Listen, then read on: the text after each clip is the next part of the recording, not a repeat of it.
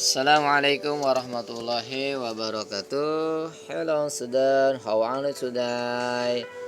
Selamat bertemu kembali di pembelajaran bahasa Inggris pada pagi hari ini bersama saya Oman Maulana SPD. Welcome to English lesson of SMPN 1 Serang Baru. Oke, kita memasuki pada pagi hari ini materi bahasa Inggris ya.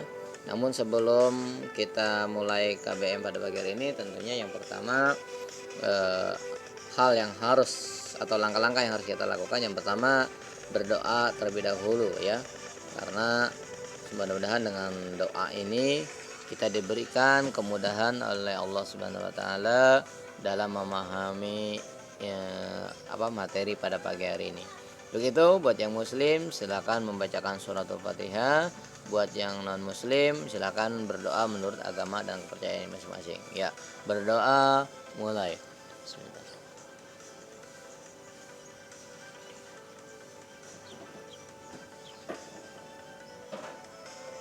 Selesai. Oke, next. Selanjutnya, please klik present. Nah, ini juga jangan lupa ya untuk mengisi daftar kehadiran di absen mata pelajaran bahasa Inggris yang saya kirimkan di Google Classroom. Yang ketiganya, please prepare your notebook. Persiapkan buku tulis kalian untuk mencatat hal-hal yang sekiranya dianggap penting ya, karena dengan nanti catatan itu pun akan dikumpulkan nanti di menjelang ujian akhir semester sebagai nilai tambah atau nilai harian untuk nilai rapot nanti ya. Oke, next. Oke ya, bahasa Inggris chapter 2 procedure text part 1. Jadi untuk pada pagi kali ini kita akan membahas di bab kedua, yaitu tentang prosedur text ya, bagian 1. Namun hal-hal yang harus kita lakukan ya tentunya yang pertama catat hal-hal yang kurang dimengerti, kemudian cari di buku atau di Google sebagai referensi tambahan materinya ya, atau bisa didiskusikan langsung di sini. Yang kedua, pahami materinya tentunya. Apabila sekiranya kurang mengerti bisa diputar ulang video ini atau bisa mencari referensi video-video lain yang berkaitan dengan prosedur teks ya. Yang terakhir, cari contoh lainnya ya, seperti itu. Next, chapter 1 prosedur text ya. Oke ya.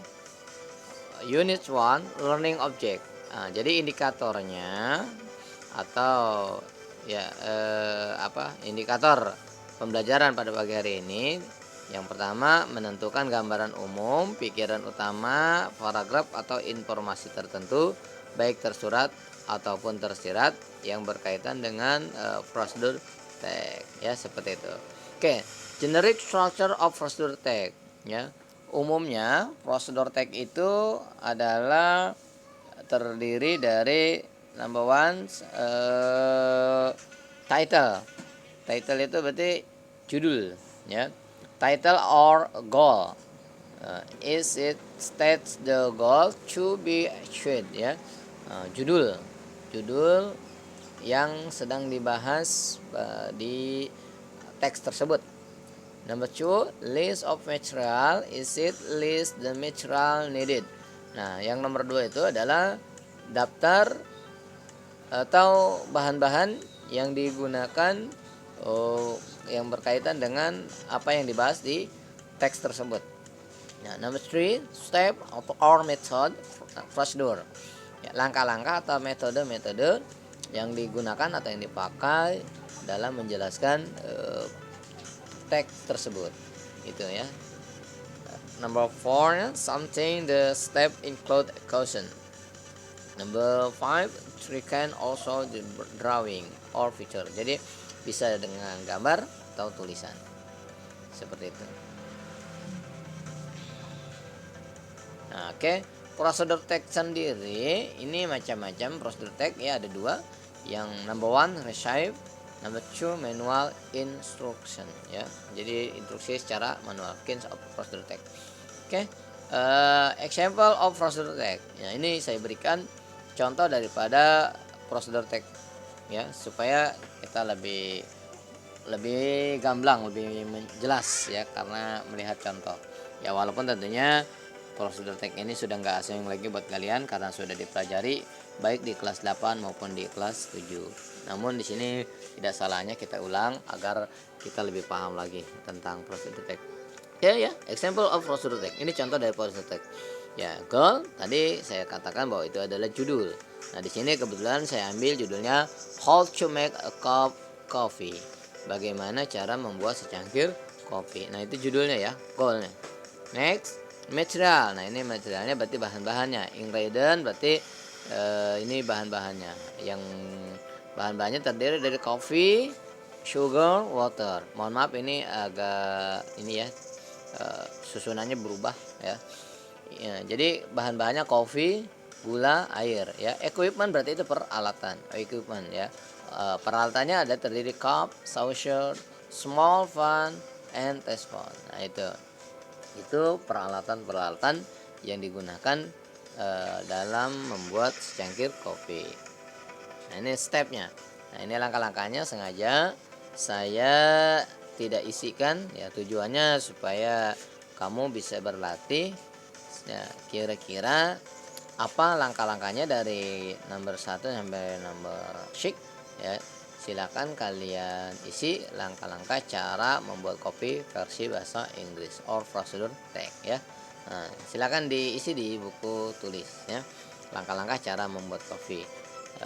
Nomor 1 apa, nomor 2 apa, 3 apa, 4 apa, dari awal hingga selesai sehingga finish ya. Seperti itu.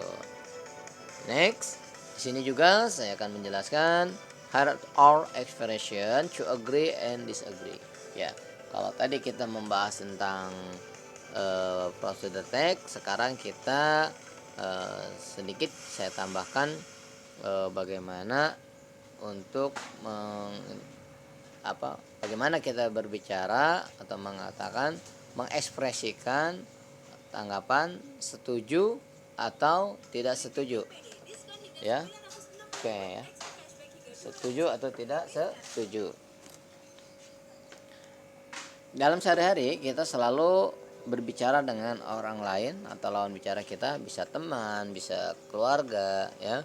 Nah, biasanya mereka suka mengatakan statement atau kata-kata. Nanti dari statement itu bisa kita simpulkan kita ini setuju atau tidak setuju ya. Agree berarti setuju, disagree berarti tidak setuju. Nah, ini saya berikan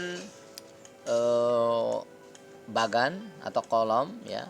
Ini ada statement ini berarti ungkapan lawan bicara kita, bisa teman, bisa orang tua atau guru ya.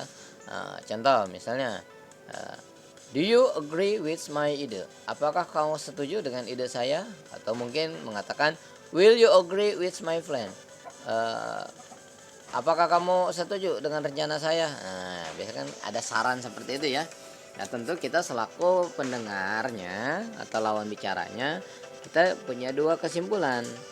Bisa saja kita setuju dengan apa yang diucapkan teman kita, atau sebaliknya kita tidak setuju. Jika kita setuju, maka kita akan membalas percakapan tersebut dengan kata-kata yang ada di kolom agreeing ya. Kita bisa pilih salah satunya. Itu banyak pilihan ya. Contohnya misalnya I agree, ya, I surely do ya, dan banyak lagi ya, atau agree with your 100%, nah, dan seterusnya.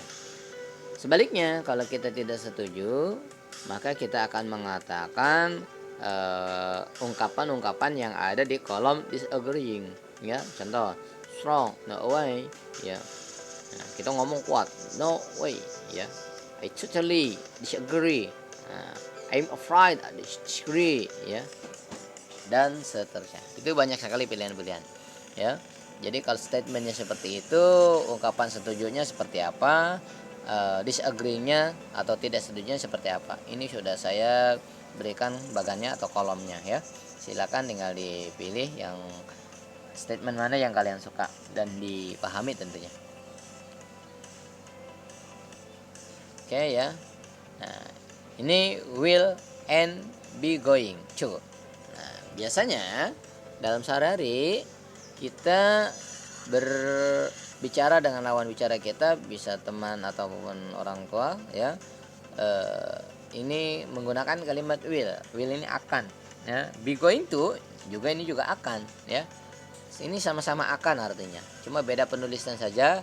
Yang satu menggunakan will, yang satu be going to. Bedanya di mana? Nah, ini kita bahas sedikit ya.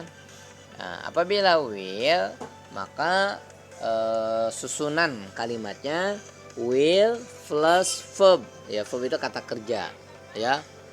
Kata kerja. Ya, oke. Example. We will arrange to all trees near the ditch. Ya, contohnya kita akan merubah ban lama kita. Ya, kita akan menata ban lama kita di dekat solokan. Negatifnya, will not arrange the all trees near the ditch. Ya, kita tidak akan menata ban lamanya di dekat solokan. Nah, seperti itu. Nah, ini kalau menggunakan will verb base ya. Nah, be going to.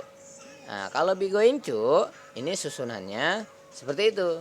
Be going to verb base ya.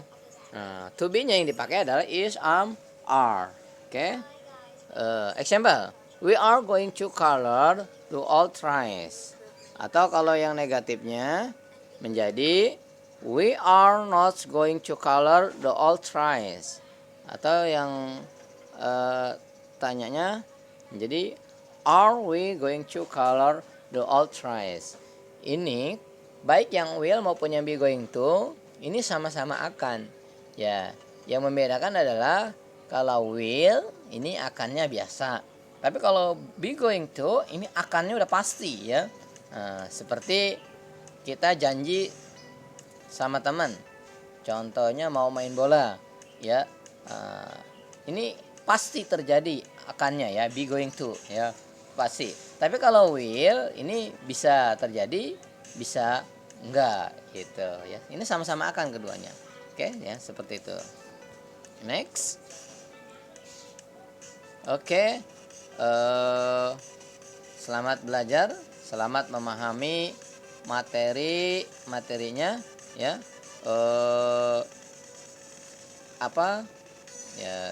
Apabila ada yang kurang mengerti, kalian bisa mencari materi-materinya di YouTube, tentunya yang berkaitan dengan materi-materi yang tadi yang saya jelaskan. Oke ya, selamat belajar. Oke, thanks for attention ya. Jangan lupa saya minta di like and di subscribe YouTube-nya. Oke, terima kasih. Assalamualaikum warahmatullahi wabarakatuh.